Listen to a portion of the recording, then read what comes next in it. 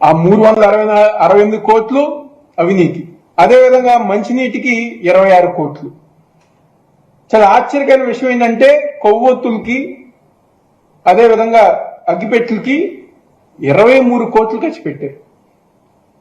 ఈ రోజుకి పాప ఇళ్లలో దీపాలు వెలిగించుకోకుండా అనేక మంది అక్కడ జనాభా ఇబ్బంది పడుతుంటే మేము కొవ్వొత్తులు ఇచ్చామని దీపాలు ఇచ్చామని చెప్పని 23 కోట్లు ఖర్చు పెట్టామని చెప్పుకుంటున్నారు. అదేవిధంగా శానిటేషన్ కి 51 కోట్లు ఖర్చు పెట్టామంటున్నారు. రాష్ట్రం నుంచి అనేక మంది శానిటేషన్ వర్కర్స్ రప్పించారు. వాళ్ళకి సరైన భోజనం పట్ల, వాళ్ళకి సరైన అకామిడేషన్ ఇవ్వాల. ఈ రోజుకి మా విజయవాడ నగరంలో సింగనగర్ ప్రాంతం కానివ్వండి మొత్తం కూడా ఇంకా బురదమయంగా ఉంది. దాదాపుగా 534 కోట్లు మేము ఖర్చు పెట్టామని చెప్పుకుంటున్నారు. ఏం చేశారు ఈ డబ్బులని? ఎవరు ఖర్చు పెట్టారు? ఒక పక్క ప్రజానికం ఏమో ఈ రోజు దగ్గర అనేక ఇబ్బందులు పడుతూ మాకు న్యాయం జరగలేదు, మాకు న్యాయం చెయ్యండి అని చెప్పని రోజు ప్రతి ఒక్కరు గారు బతులాడుకుంటుంటే వాళ్ళ కష్టాలు చూడకుండా, వాళ్ళ బాధలు చూడకుండా ఈ రోజు మీ మీడియా సమావేశాల్లో లేకపోతే మీ మీడియా ద్వారా అబద్ధాలు చెప్తూ డబ్బులు ఇవ్వకుండానే డబ్బులు ఇచ్చేసామని చెప్పని అబద్ధపు ప్రచారాలు చేస్తూ దయ్యాలు వేదాలు వల్లించినట్టు నిన్న దేవినేని అవినాష్, మల్లాది విష్ణు వరద బాధితుల సహాయంపై దేవుడి మీద నిందలేసినట్టు చంద్రబాబు నాయుడు గారి మీద నిందలేశాడు. ఆ నిందలు ఎవరు వేయించారా అంటే జగన్మోహన్ రెడ్డి వేయించాడు. వీళ్ళు కాదు, స్క్రిప్ట్ తాడేపల్లి ప్యాలెస్ నుంచి వచ్చింది కాబట్టి జగన్మోహన్ రెడ్డితోనే నేను మాట్లాడుతున్నా. జగన్మోహన్ రెడ్డి, నీ హయాంలో వరదలు వచ్చినటువంటి ఏరియాల్లో నువ్వేం చేసావు? అలాగే వరద సహాయానికి ₹1 ఇస్తానని ప్రకటించావు. ఆ ₹1 ఎవరికి ఇచ్చావు, ఎక్కడ పెట్టావు, ఏం చేసావు? అలాగే జగన్మోహన్ రెడ్డి, నువ్వు 10 రోజులు విజయవాడ నగరం అంతా వరదమయం అయితే చంద్రబాబు నాయుడు గారు 10 రోజులు కూడా కలెక్టరేట్లో ఉండి అధికారులని, ఇటు నాయకుల్ని, అటు కార్యకర్తలని, ఇంకోవైపు ప్రజల్ని సమన్వయం చేసి కలెక్టరేట్లో ఉండడమే కాకుండా ఆయన ప్రొక్లైన్ మీద దాదాపు ఒక్క రోజుగా 12 గంటలు తిరిగినటువంటి దాఖలాలు మన ప్రజలు చూశారు. నువ్వెక్కడైనా నీ ప్యాంటుకి బురద అంటేలాగా తిరిగావా? నువ్వెక్కడ తిరిగావు?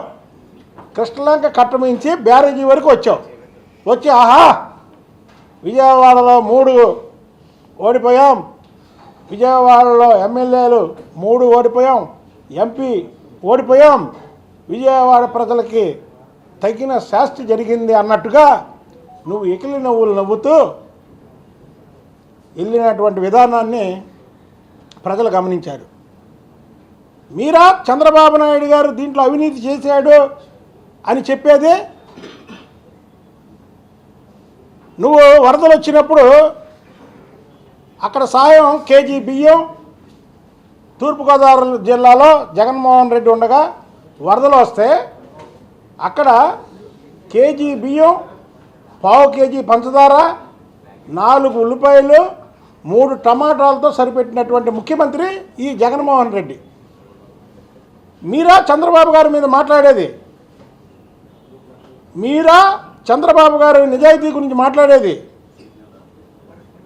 ఇవాళ మళ్ళీ 10 రోజుల్లో క్లీన్ అండ్ గ్రీన్ లాగా అసలు వరదలు వచ్చినటువంటి దాఖలాలే ఎక్కడ కనిపించకుండా వరదలు వచ్చిన ప్రతి ప్రాంతాన్ని దగ్గరుండి శుభ్రం చేసినటువంటి ఏకైక ముఖ్యమంత్రి చంద్రబాబు నాయుడు గారు.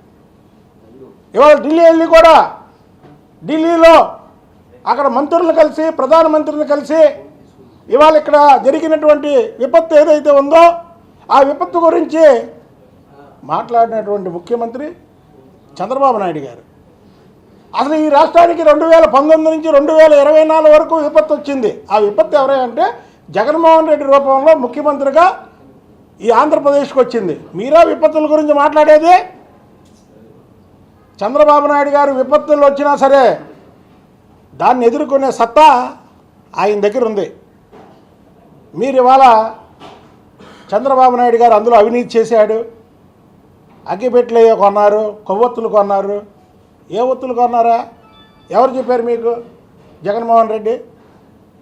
ఇది కూటమి ప్రభుత్వం. అవినీతికి ఆస్కారం లేదు. ఇది జగన్మోహన్ రెడ్డి ప్రభుత్వం అనుకుంటున్నారా అవినీతి చేయడానికి? ఛాలెంజ్ చేయి, జగన్మోహన్ రెడ్డి నువ్వు రా, బయటికి రా, మా మంత్రులు ఎవరో నీ ఇష్టం వచ్చినటువంటి మంత్రి నీతో కూర్చుంటాడు, ఈ రాష్ట్రంలో అవినీతి గురించి మాట్లాడదాం. 2014 నుంచి కొత్తగా ఏర్పడినటువంటి రాష్ట్రం చంద్రబాబు నాయుడు గారు హయాం దగ్గర నుంచి 2024 అక్టోబర్ దాకా మాట్లాడదాం రా. నువ్వు అక్రమ కేసులో చంద్రబాబు నాయుడు గారిని అరెస్ట్ చేస్తేనే ఈ రాష్ట్రం దేశం ప్రపంచం ఏమైందో చూసావు కదా. అవినీతికి ఎక్కడ ఆస్కారం ఎవరు? చంద్రబాబు నాయుడు గారి ప్రభుత్వం. కాబట్టికి నువ్వు ఎంత తవ్వినా సరే అవినీతి కనపడాలి. అవినీతి పరుడికి ఏంటి, పచ్చకాయమీరలోడికి ఊరంతా పచ్చగా ఉన్నట్టు జగన్మోహన్ రెడ్డి అవినీతి పరుడు. అవినీతి పరుడు కాబట్టికి చంద్రబాబు నాయుడు గారి మీద కూడా అవినీతి బురద జల్లుతున్నాడు. అది జగన్మోహన్ రెడ్డి బురదలో ఎక్కడన్నా కాలు పెట్టాడా? కాలు పెట్టినట్టు ఒక ఫోటో చూపించండి పోనీ మీరు. నువ్వు ప్రకటించిన ₹1 ఏం చేసావు? మళ్ళీ నువ్వే తినేసావు. నువ్వు తినేసి చంద్రబాబు నాయుడు గారి మీద నిందలు.